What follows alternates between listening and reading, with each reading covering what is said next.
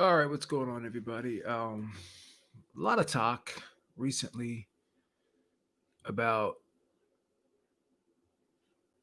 it being said that there's too many belts in the sport of boxing, and it's been said many times before. But for whatever reason, now that Floyd Mayweather comes out and says it, and other fighters basically echo his sentiments, it's got fans talking about it um, all over again very recently, and it's we can all agree it's kind of hypocritical for Floyd Mayweather to be the spokesman on this issue and come out and say, "Oh well, there's too many too many belts in the sport of boxing," when he was part of that whole system of having and partaking and collecting all those belts.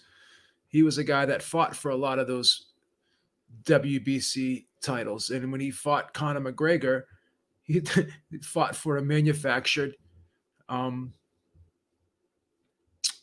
money belts. So they even created a specific title or a specific belt for that fight when that fight wasn't significant at all. So obviously, it's very hypocritical for him to say that. So a lot of these organizations, WBC, WBA in particular, they've come out with a lot of secondary titles. At WBA has their super world title. They have their regular world title. I think they have a gold champion as well. Um, all these different types of belts, interim champions, emeritus champions. WBC, same thing. They created the franchise belt. They have the regular title. They have the silver title, the gold title, and then they have all these other belts that they create for specific events and stuff like that. WBO also has a super world champion that they give to a fighter who has made 10 successful defenses of their belt. So all in all, this is we've come to accept this. It's something that we've seen very often in the sport of boxing. We've been critical of it, but does it really make that big of a deal? I mean, do we know as boxing fans who the real champions are? Like we know Teofimo Lopez beating Vasil Lomachenko, who just about everyone considered the man at lightweight. Like we knew Vasil Lomachenko was the champion. Now, again, you could argue that you believe Devin Haney can beat Vasil Lomachenko or he can beat Teofimo Lopez. That's fine. You can have that argument. I thought Tyson Fury would always beat Vladimir Klitschko. I said it years before they even fought.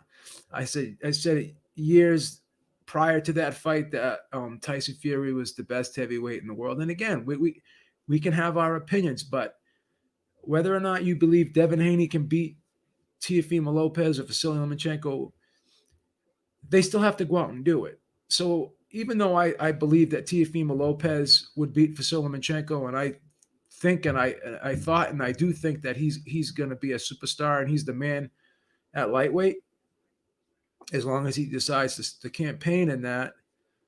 Um, you know, I have a right to my opinion, and all fans have a right to their opinions as well. Just because you think someone will beat someone else who's perceived as a champion, or who really has earned the right as being the champion, is Tyson Fury has earned the right to call himself the man at heavyweight because he's undefeated. He beat Deontay Wilder, and obviously Anthony Joshua, and a lot of Anthony Joshua fans can make an argument that they think Anthony Joshua is the man. But to be perfectly honest with you, you know, Tyson Fury, I think, has a greater stake to to claim that he's a man at heavyweight, and I think BoxRec says he's the man. Ring TV says he's the man. Most fans think no, Tyson Fury is the man at heavyweight. Now, if you think Anthony Joshua would beat Tyson Fury, again, you have a right to your opinion. But until he does what Tyson Fury did, you know, be, you know, beat beat the man who beat the man. Like when he beat Vladimir Klitschko was the man. When he beat Deontay Wilder, Deontay Wilder was thought of at the time as the number 1-2 heavyweight. And, he was thought of as the number 1 heavyweight or the number 2 heavyweight. Wilder and Fury were the two best, because that was right after Joshua lost. Joshua redeemed himself, but he still lost. These two guys did not lose, and they were thought of as the two best heavyweights in the division at the time they fought, in most people's eyes. So again, you can have all these secondary belts, but whoever holds these secondary belts will be considered secondary champions. They like, unless you're a diehard Devin Haney fan, I don't think you can make an argument that he's the man at lightweight. Now you can say, well, I think he has the ability, the skills, and all that to be the man, but until he does it, he's not the man. Same thing with when I was saying all this stuff about Tyson Fury. I knew he would be the man, but I could not call him the man until he actually did what I believed that he could do. Same thing with Teofimo Lopez and a number of other fighters.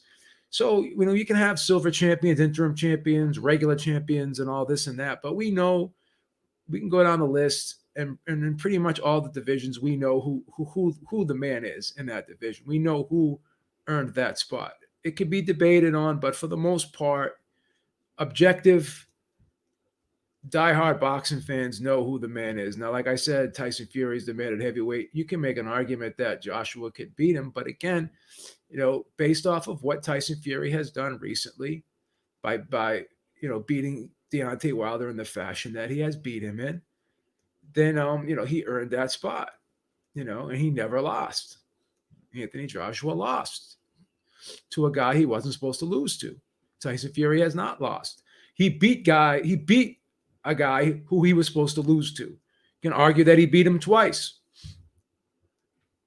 I had him winning the first fight clearly. I only gave Deontay Wilder, I think, 3 rounds in that fight, or 3 rounds in that fight I gave Deontay Wilder. You only gave him 3 rounds in that fight. So I thought Tyson Fury won that fight clearly first time around. Most people do as well. We can just go down the list. When Usyk was at cruiserweight, we knew he was the cruiserweight champ. Now I believe it's pretty obvious that Gassiev is the cruiserweight champion. Light heavyweight, I think Beterbiev pretty much we can agree on as the man, but again, it's tough. Some divisions are tough. Some divisions you have a couple fighters at the top, but generally the top 2 or 3 guys in the division, I think the general consensus, people know who the top guys are in the division. You know that. Pretty much know that. So the belts are kind of a necessary evil, because it helps the fighter. It helps the fighter in a way too, because Devin Haney, by having that title, obviously in most people's opinion, it's not going to overshadow the fact that Teofimo Lopez is the champion, but just the fact that he can attach a title to his name, like WBC lightweight champion, it helps the fighter make more money. So I think having a lot of the belts, it can get confusing to some casual fans who don't understand the sport of boxing. But us diehard fans know, like I said, who the real champion is. So we don't have a hard time deciphering that. But having all these belts does confuse casual fans. But one positive you have in all of this is it gives the fighters opportunities to make more money for themselves. And you can argue, well, then the sanctioning bodies get more sanctioning fees again, but that's okay, in my opinion, to a certain degree, as long as the fighter is making money as well. Because by Devin Haney having that title, he made like $1 million in his last fight, whereas possibly without having that title, he wouldn't have made $1 million. Okay, so just the fact that he's the WBC champion, whether or not you believe he is the real champion, which I don't think he's the real champion, but he has a secondary belt that he won. He fought guys that really no one knows, and I think they had like 11, 12 fights, whatever. But at the end of the day, at least one positive is out of it is that, you got guys like Devin Haney, just because they have a title in front of their name, they have the belt. whether it be a secondary title or not. It enables them to make more money. So that's one positive we have. Dr. Manfango asks me a question. He said, one of the reasons I'm grateful for the Ring magazine title, it in essence recognizes the who the man is in each division. It does, but again, if you look at the Ring and then you look at BoxRec, they don't agree on all the champions. Like BoxRec has different champions than the Ring does. Like they both agree on some champions. Like they both agree Teofimo Lopez is the number one guy at lightweight. They agree with Tyson Fury. But if you go down the list, you can compare them. So for the most part, I think Ring does a good job with their ratings, but sometimes they have questionable rankings as well. You know, sometimes you can question their rankings as well. They're not perfect in how they rank fighters all the time either, but I think they do a pretty decent job for the most part.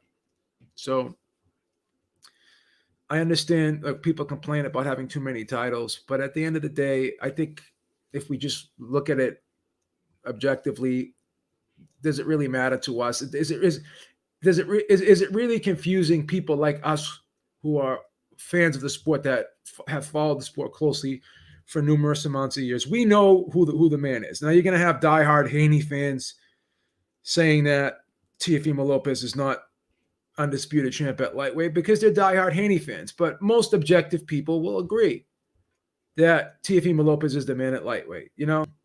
So, and then you're going to have Joshua fans that are going to argue, well, Joshua has more belts, blah, blah, blah. But then they're going to look at, well, Fury beat the man who beat the man. You know, when Fury beat Klitschko, which was a long time ago, but, you know, when he beat Klitschko, Klitschko was the man. When he beat Wilder, Wilder at the time was the number one guy because Joshua had lost. You know, and people had Wilder at number one because of that. A lot of people did. You know, and BoxRec still has Wilder above Joshua at number two, and they have Fury number one. I think the Ring. Let me see what the Ring has Wilder at. I'm curious to see what the Ring has Wilder at because I think their rankings are a little bit different. We'll take a look at their rankings. Take a look at ringtv.com and just check out their rankings. See what they have Wilder at heavyweight.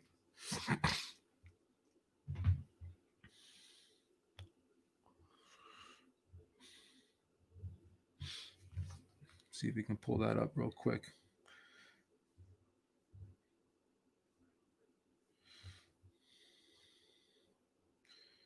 Yeah, let's kind of look at the Rings ranking ratings and see how they have it and see if we can agree on what they have.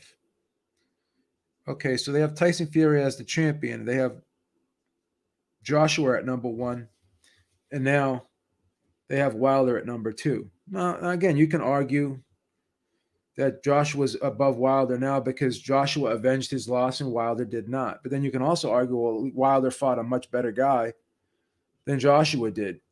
So losing to Fury is more acceptable or not as bad as losing to Andy Ruiz, with all due respect. So they got Povetkin at number three. They got Dillian White at number four. But they have Tyson at number one. So I think that's accurate, having Tyson Fury as the champion. He's the man. Cruiserweight, I think they have Breedis. Yeah, Breedis, you can argue, yeah, he's the man because he beat everybody else. Pretty much beat everybody else. So Mars Breedis, you know, he was in the final of the tournament. So I think we can, you know, we can agree that he's the guy. You know, where's Gassiev and all? Where's Gassiev? Surprised he's not in this. They don't even have Gassiev ranked. That's kind of weird.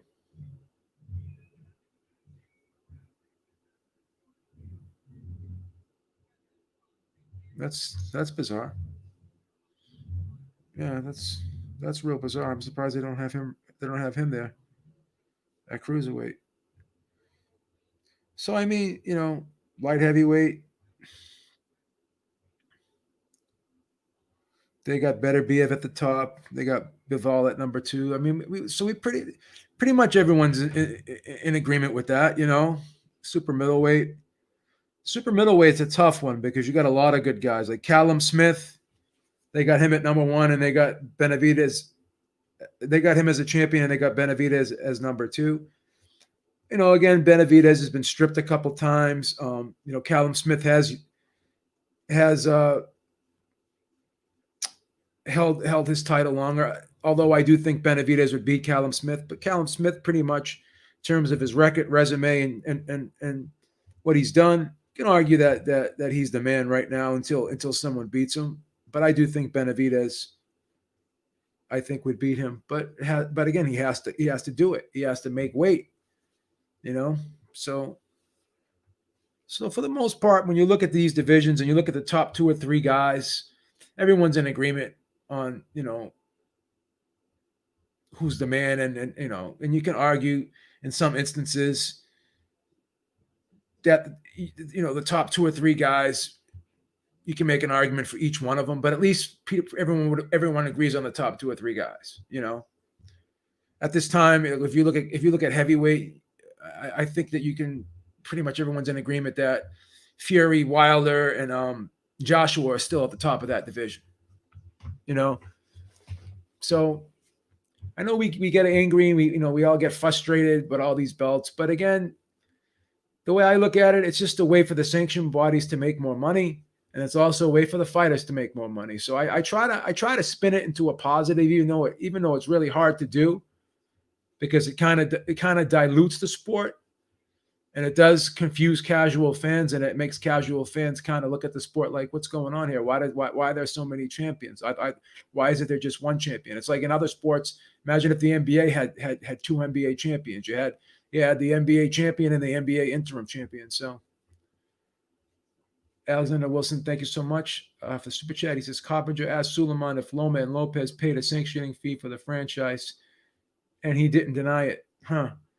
A fake title that needs fees. What?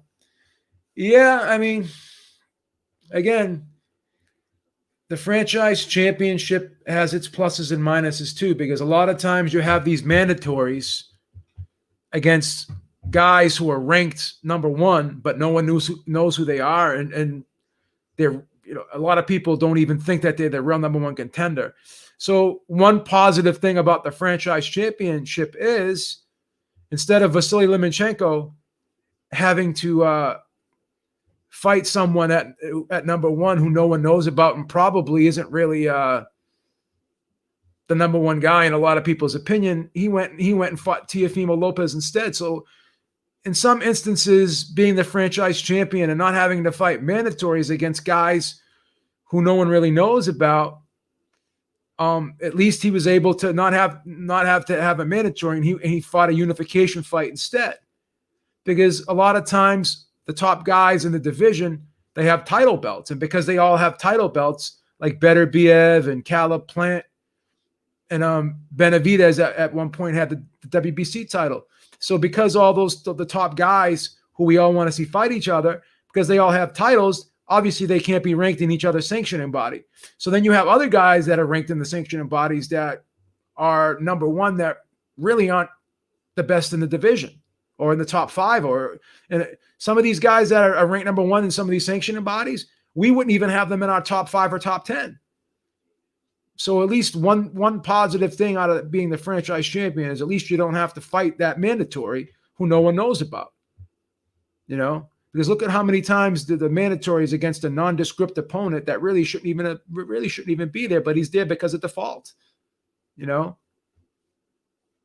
So that's one positive thing about having the franchise champion. But at least the guy who has the franchise champion, like Canelo is the man at middleweight, so he's the franchise champion. Like, at least they're giving it to the right guy, But the negative of that is then you have a secondary title, and that's given to a guy who's fighting another one of those other guys who no one knows about. Like how Devin Haney was awarded that WBC title against a guy that he fought, I think he had like 12 fights and no one knew who he was. That's not a good thing. But it's a good thing for Devin Haney because, again, he gets to make more money. But then the sanctioning body in turn gets more money. So it's not like the WBC is doing these fighters a favor. They're also doing themselves a favor by getting sanctioning fees. So at the end of the day, I'm not trying to rationalize it. I'm just looking at it objectively, and I'm looking at the positives and the negatives. Now, I think the negatives for the fans outweigh the positives for the fans. But for the fighters, I think having these belts helps them because they're able to make more money. So at least the fighters are able to make more money. And at the end of the day, like I said, I know who the real champion is, or at least the top 2 or 3 guys in each division. I think most of you guys who follow this channel, you guys know who the top 2 or 3 guys, and for the most part, know who the top guy is. I don't think any objective person can argue that Lomachenko was the man at lightweight before Teofimo Lopez beat him. Even though I thought Teofimo Lopez would beat him and I thought he would be the man. Same thing with Fury. As I repeat, and I hate to sound redundant, just because you think something is going to happen, it still has to happen. Just because you believe someone can do something, they still have to go out and do it. So if you think Devin Haney can beat Teofimo Lopez, that's fine, in my opinion. But you can't say he's the real champion until he beats Teofimo Lopez. Now, and a lot of people are saying, well, Teofimo Lopez isn't the undisputed champion because he hasn't beat Devin Haney. Well, again, those are diehard Devin Haney fans. Most objective fans, I think 95% of the people know that Teofimo Lopez is the undisputed champion. And that 5% who are diehard Haney fans, they're the only ones that are going to dispute it. So, exactly. Sir Sayer says, at the end of the day, it's all about business. It's all about money, money, money. And that's what it's always going to be about. At the end of the day, money is going to trump everything. It's going to rule out over everything. We already know that. So it is kind of ironic that you have a guy like Floyd Mayweather coming out and talking about it, because look at his trophy case. It's filled with all these different versions of WBC belts, So he's been a part of it. So someone who's been a part of the system, the questionable system that a lot of people have criticized, why is he the guy to come out and be the spokesman and speak out against it? It's just very ironic. It just makes me laugh to see that, so. With so many belts, does it dilute the value of the belt, thus eventually lowering the financial benefit of holding a belt? No, because as I said, if you have a secondary belt, then with all the guy who has the WBA Super World title holds a more prestigious belt than the guy who just holds the regular world title. Having the franchise belt makes you greater than the guy who has the regular WBC belt, unless that guy who has a WBC belt beats you. Now, the WBC makes the rules up as they go along, because they said that the franchise championship was not a title that you could win or lose in the ring. But for this fight with Teofimo Lopez and Vasyl Lomachenko, Teofimo Lopez and his team requested that belt be on the line. The WBC basically allowed it to be on the line because of that. They granted them their wish of having that belt on the line because of their request. So they said they granted their request. They gave into their request. So the rules do get made up as we go along. And once again, that I think takes away a lot of the credibility of the belt when they keep making up the rules as they go along, and they have all these little stipulations in their rules. Whereas at the end of the day, what it really does is it gives them the way the rules are written in these sanctioning bodies, it gives the sanctioning body full control over what goes on. So if they don't like how something's going in a certain situation, then they have the power.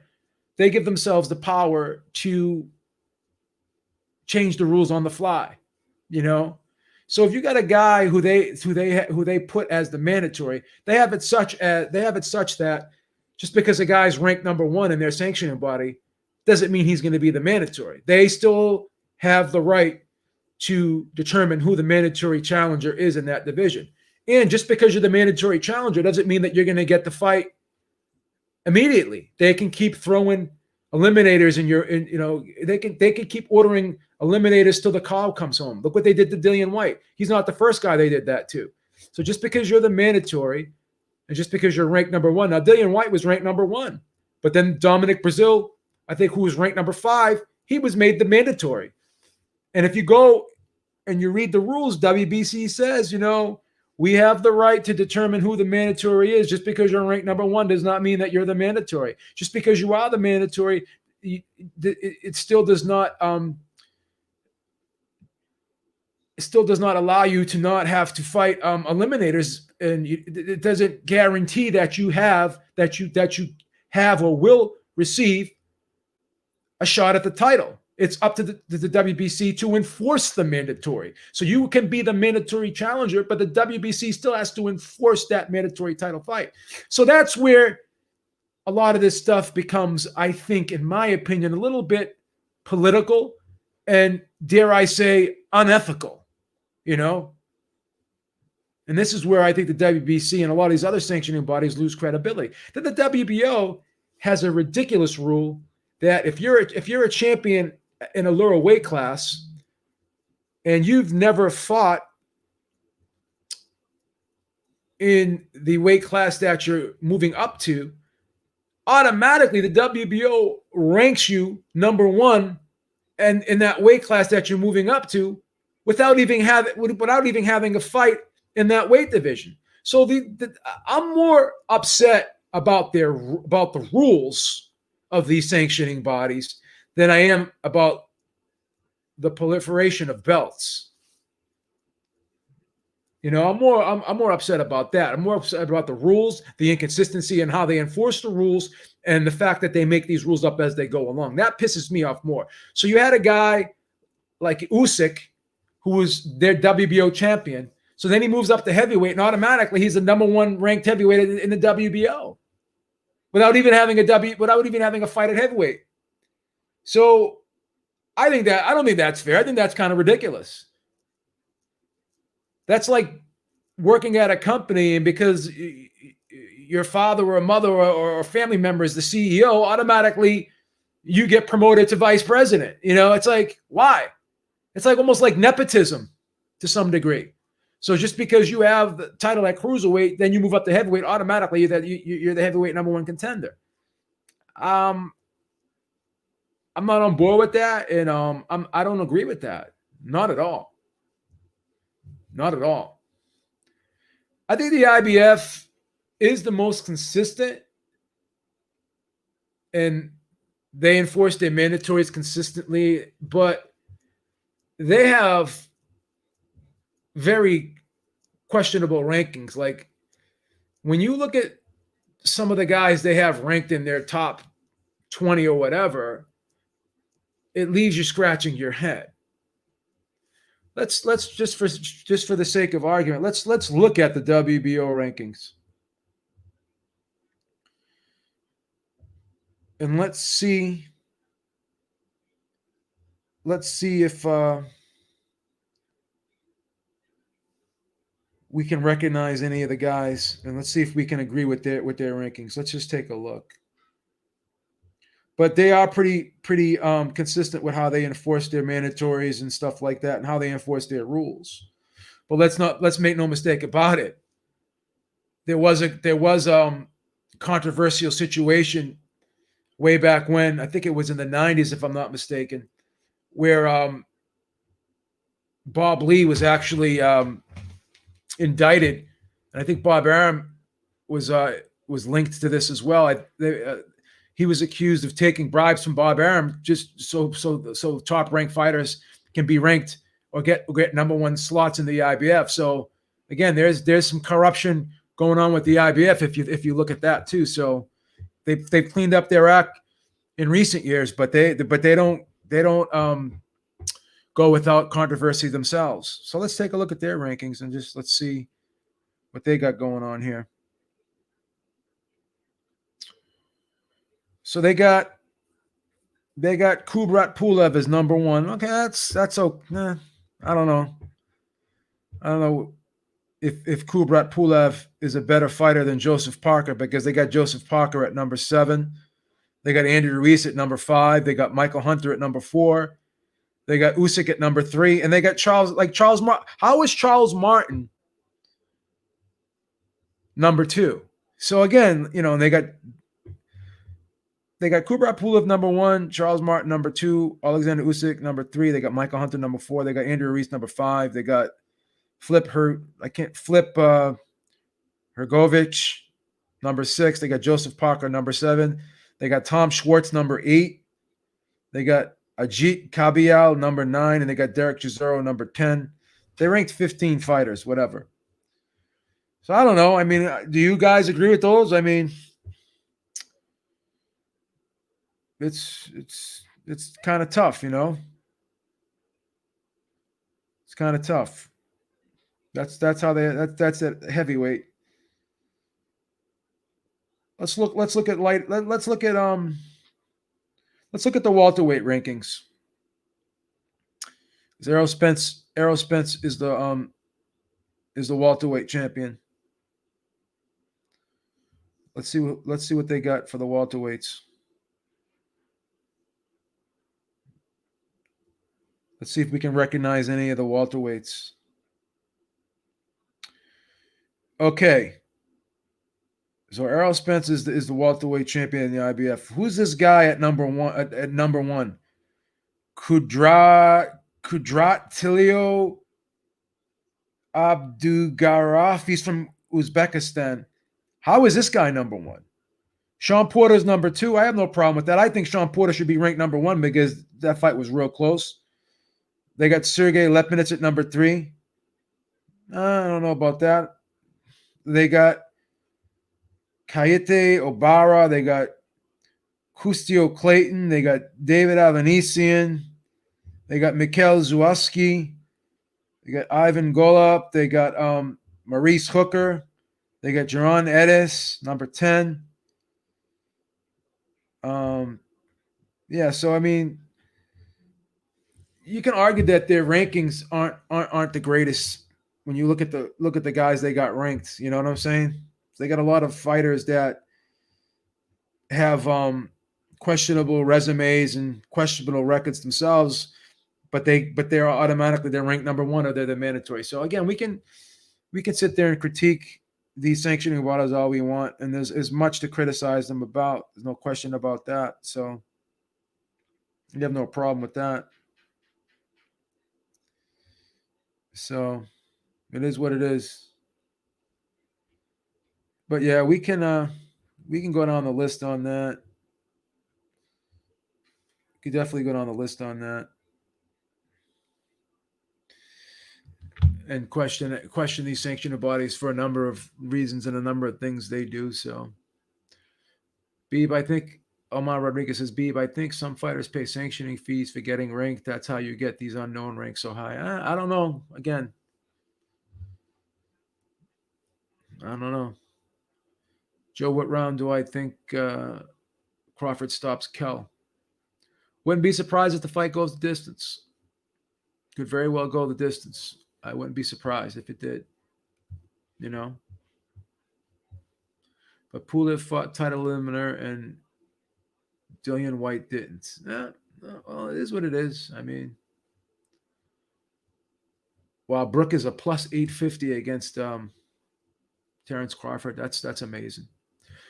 So yeah, like I said, I understand people's concern about having all these belts and stuff and how it kind of dilutes the sport. But at the end of the day, we know what it is. We know who the main guy is. Like everyone knew, like I said, that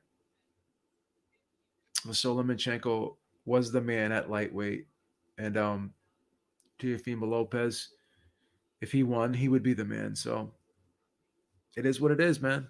It is what it is. But with there being so many belts, it's harder for guys to unify now. So, and we have less unifications now than we ever did. So then when we do have a fight like we had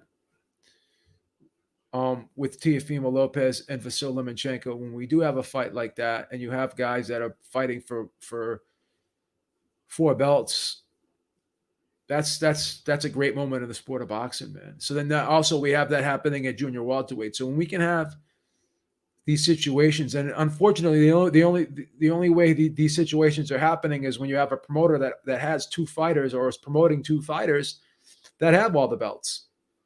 So if a promoter has 2 fighters and they have two belts each, or one has 3, one has 1, or whatever, that's the only way we seem to be getting these unifications. So we still have a problem with these promoters not working well together.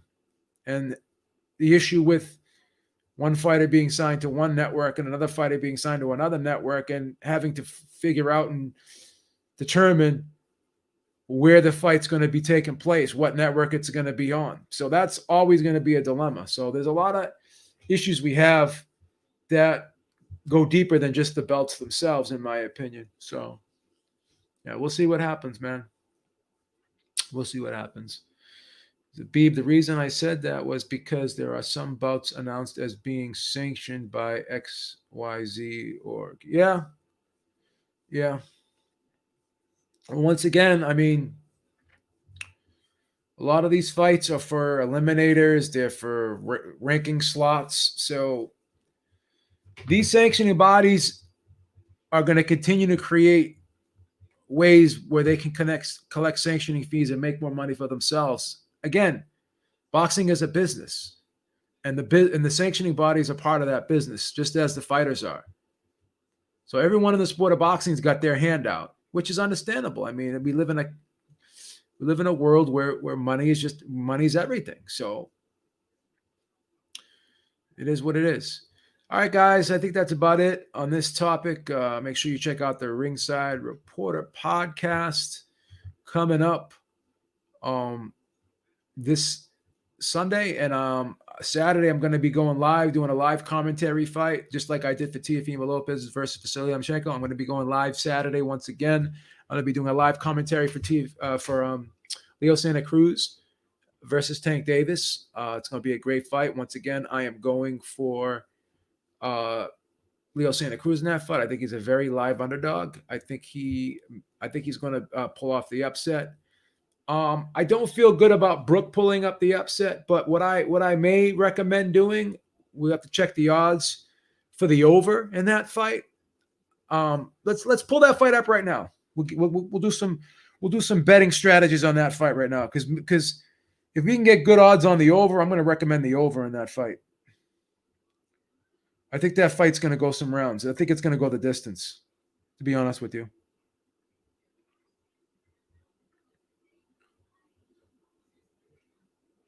If you look at the Kell Brook Errol Spence fight, that fight went 11 rounds, went 11 and a half rounds. So he almost finished that fight. So it's hard to stop Brook early, unless if you want to look at the Golovkin fight. But again, Golovkin was much bigger. So let's see if they even have a line on the over. Yeah, so they don't. I don't see a line for the over under. Let me see if I can find any site that has the over under.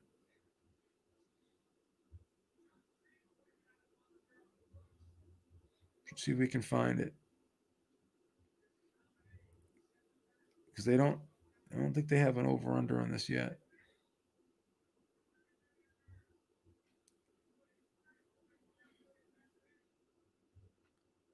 Yeah, they don't have an over under in this fight yet.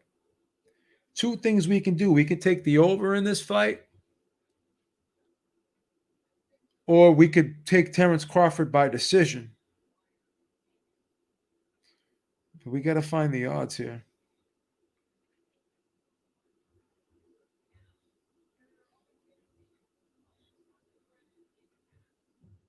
See if there's any prop bets that we can lay on this fight.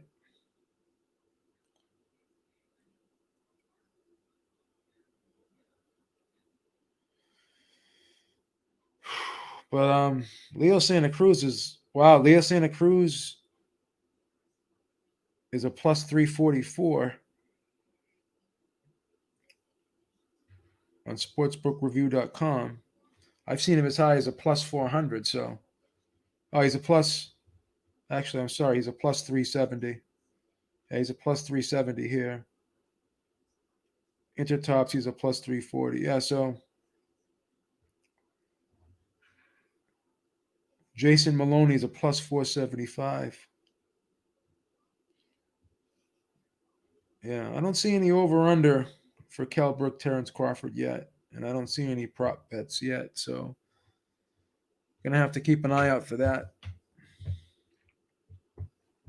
As the fight gets closer, may be able to get some proposition lines on that fight as well. All right, guys, thank you so much for tuning in. As always, Beeb is out. Talk to y'all soon. Stay safe. Have a great day. Be good.